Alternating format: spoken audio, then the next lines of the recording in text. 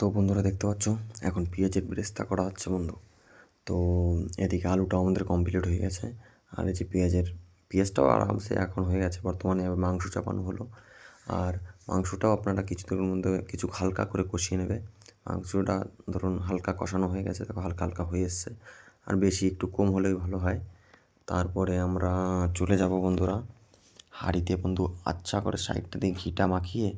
তারপরে দেখো বন্ধুরা, প্রথমে যে আমার ভাই যে আটা, তো হাঁড়িটা প্রেশার দেওয়ার জন্য পুরো কভার করতে হবে আটা দিয়ে, তাহলে আপনাদের ভাপটা ভালো হবে। তারপরে এই দেখো বন্ধু কষানো মাংসটা কালারটা দেখো বন্ধুরা তোমরা।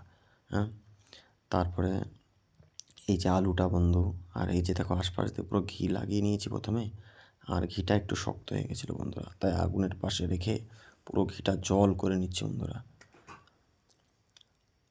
দেখো বন্ধুরা পুরো ঘিটা এখন জল হয়ে গেছে বন্ধুরা। আর এই দেখো বন্ধু আমরা মাংসটা দিয়ে ফেলেছি, ভাত দিয়ে ফেলেছি, কেওড়ার গোলাপ জল দিতে আর আদর দিতে ভুলে গেছিলাম।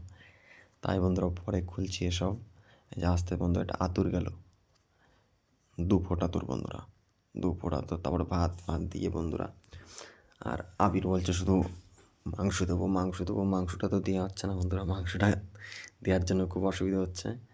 আর সবাই মিলে আশেপাশে বসে বন্ধু একটা আলাদাই মজা বন্ধুরা, সবাই মিলে লাইট ফাইট জ্বালিয়ে। আর বন্ধুরা দেখো আমরা কীরকম কী করেছি।